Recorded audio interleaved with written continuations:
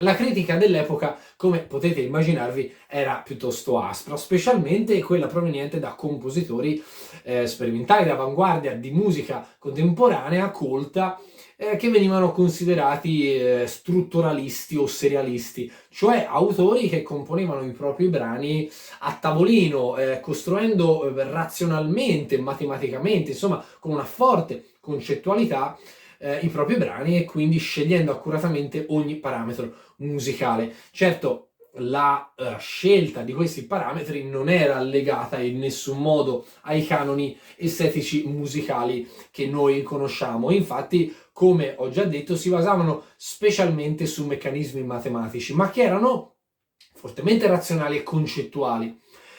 Cage, diversamente da loro, quindi usando la casualità, voleva in qualche modo, in maniera così ironica, dimostrare alle persone che, insomma, nonostante fossero due meccanismi diversi per creare musica, insomma, il risultato era più o meno quello.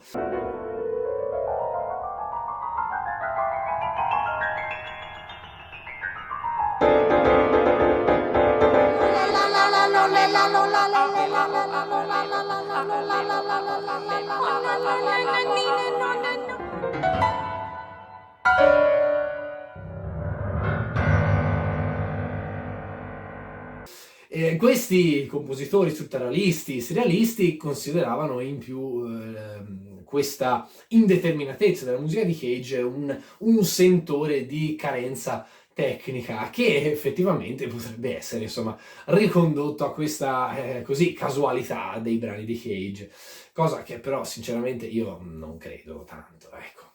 Ma la cosa per cui è veramente famoso ed importante John Cage è il silenzio.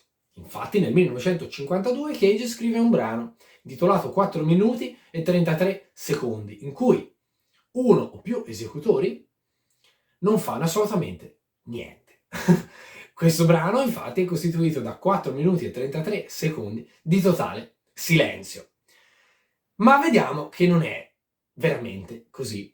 Infatti John Cage decide di scrivere questo brano, di scrivere questo brano nel 1952, dopo aver scoperto che all'Università di Harvard c'è una camera anecoica. Una camera anecoica è sostanzialmente una stanza completamente insonorizzata, sia dall'esterno che dall'interno, che elimina qualsiasi suono e rumore, eco, riverbero, qualsiasi cosa.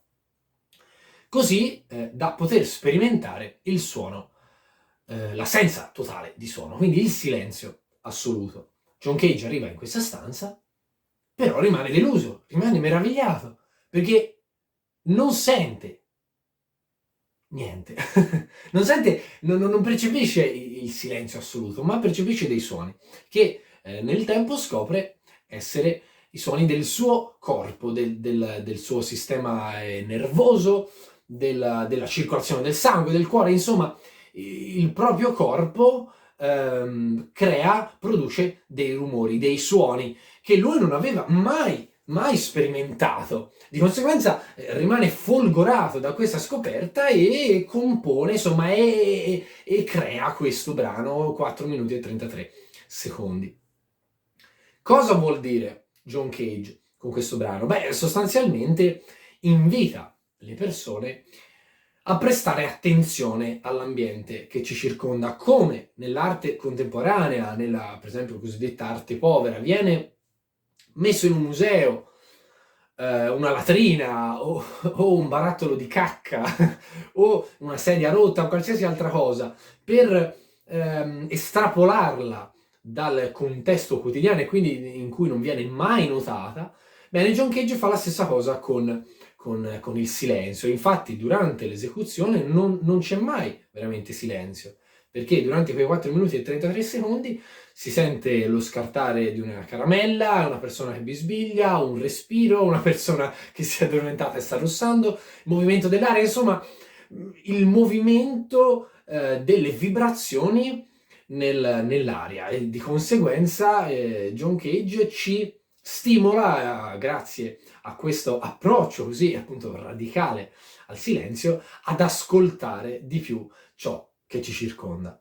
Un parallelo nell'arte visiva può essere Robert Rauschenberg, tra l'altro intimo di Cage, artista che per la prima volta dipinge, per così dire, dei quadri totalmente bianchi. L'ideazione di queste opere totalmente vuote quindi può essere tranquillamente accomunata a un brano totalmente senza suoni, senza musica, e quindi il vuoto assoluto può essere ricondotto direttamente, come accennavamo prima, alla filosofia buddista Zen. Continuando su questo filone concettuale, possiamo citare alcuni procedimenti che John Cage sperimenta e sviluppa all'interno della sua carriera musicale, legati profondamente agli happening. Happening è una forma d'arte contemporanea che nasce a opera di Allan Kaprow nel 1959 e si focalizza non tanto sull'oggetto ma sull'evento che si riesce ad organizzare.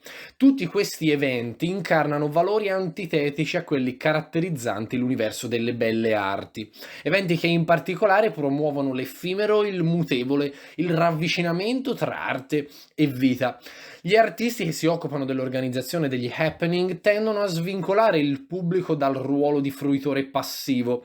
In alcuni casi si coinvolge il pubblico per denunciare, ad esempio, una situazione di degrado. L'happening avviene generalmente in luogo pubblico, all'aperto, come fosse un gesto di irruzione nella quotidianità. E spesso e volentieri il pubblico quindi viene direttamente coinvolto e di conseguenza il prodotto finale è una commistione tra l'organizzazione da parte dell'artista e la reazione da parte delle persone. Similmente accade con il Fluxus. Il movimento Fluxus è generalmente caratterizzato da una mescolanza che dagli anni 60 comprendeva diversi media, discipline, performance, rumorismo, architettura, arti visive, neodadaismo, insomma una serie di discipline artistiche fortemente caratterizzate dalla sensibilità anticommerciale e anti-artistica.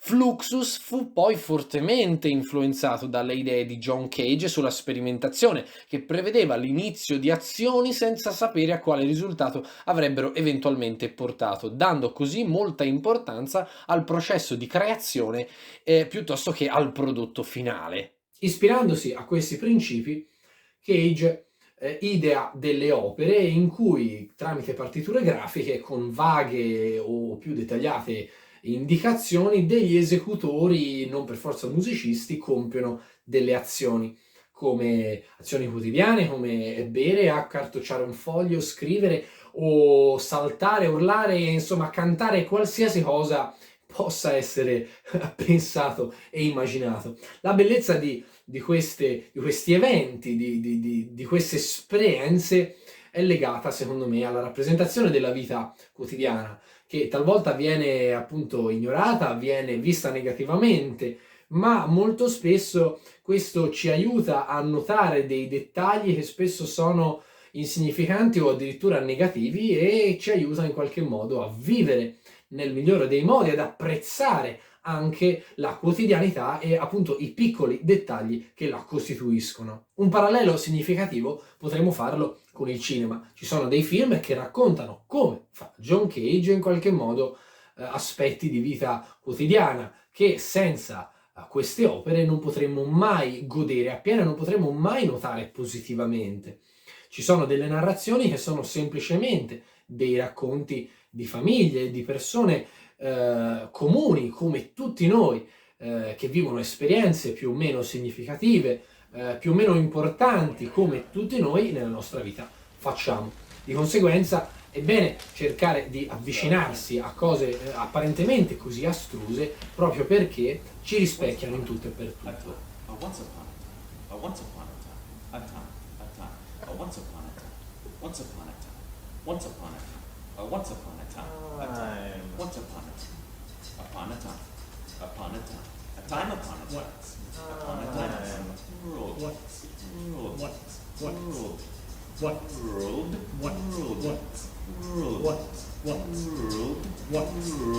once upon a time, upon a time, a time upon a time, a time, once upon a time. And you, and it, and you could go on it. You could go and you could go, and you could go on it, and you could go on it. You could go and you, and it, and you and it, You could go and you could go on Round, it. And you round, could do it. round, You could go on it. round, And round, and round, you could go on it. round, And you could go round. around and around and around. Around and around. Around and around. Around and around. Around and around.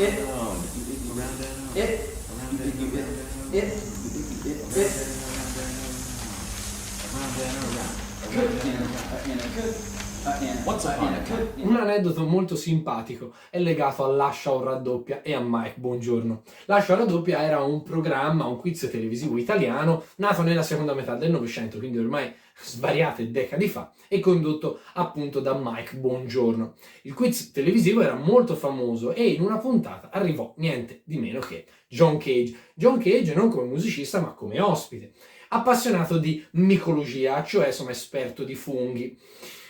Durante le puntate vince, insomma, risponde a tutte le domande, bravissimo, eccetera. A un certo punto si accorgono che è John Cage, che insomma nel 1959, specialmente negli Stati Uniti, era già molto famoso e importante. Di conseguenza chiedono a John Cage di eseguire un suo brano. Ovviamente potete immaginarvi cosa ha chiesto John Cage. Non un pianoforte, un violino, niente di tutto ciò, insomma, nessuno strumento musicale, ma ha chiesto una bacinella, una pentola a pressione, un tostapane, dei bicchieri, insomma, cose così di vita quotidiana, e l'esecuzione sostanzialmente è stato un sbattere quello di là, un buttare in terra un'altra cosa, insomma, sbattere delle cose nell'acqua, toccare la pentola a pressione, far bollire il caffè, insomma, tutti suoni, rumori uno dietro all'altro. Ovviamente potete immaginarvi Mike Bongiorno, insomma, il pubblico esterrefatto, specialmente insomma nel 1959, pensate al pubblico medio insomma italiano. Di conseguenza insomma il finale carino fu che John Cage, quando finì insomma la sua serie di puntate eccetera, doveva tornare a casa, appunto Mike Bongiorno disse cosa fa signor Cage, torna a casa? E lui dice sì, io torno agli Stati Uniti ma la mia musica rimane. E Mike Bongiorno, insomma, genio com'era, disse ma sarebbe stato meglio il contrario. Allegria! L'ultimo concetto fondamentale della musica e la filosofia di Cage, di cui oggi parliamo, è legato all'improvvisazione. Inizialmente John Cage evita l'improvvisazione perché ogni musicista improvvisando attinge dal proprio bagaglio musicale un qualcosa di elaborato e studiato e di conseguenza non casuale. Infatti il musicista improvvisando ricrea un qualcosa di cui ha già fatto esperienza durante la sua vita musicale, durante i suoi studi, durante le sue sperimentazioni, e quindi non crea qualcosa dal niente, ma crea qualcosa di già perlomeno strutturato e vissuto. Cage ovviamente, come abbiamo capito, era molto legato alla casualità e di conseguenza non poteva rovinare i propri lavori con un qualcosa di minimamente strutturato. Risolve questo problema sostituendo talvolta gli strumenti musicali degli oggetti appunto che non hanno assolutamente niente a che fare con gli strumenti musicali, per esempio delle piante, dei cactus, così da annullare le conoscenze ed esperienze musicali che i musicisti hanno fatto nella propria vita. Bene, direi che per oggi ci possiamo fermare qua. Prima di salutarvi vi invito caldamente ad entrare in questi mondi apparentemente astrusi e lontani dalla mentalità comune, perché a parer mio sono delle esperienze che cambiano il modo di vedere il mondo, di vivere la vita in maniera più interessante, più stimolante, per avere più punti di vista diversi e particolari e cogliere ogni dettaglio nella giusta sfumatura. Con questo vi lascio, spero che il video non sia troppo lungo e spero che vi sia piaciuto, e ci vediamo quindi a un prossimo video.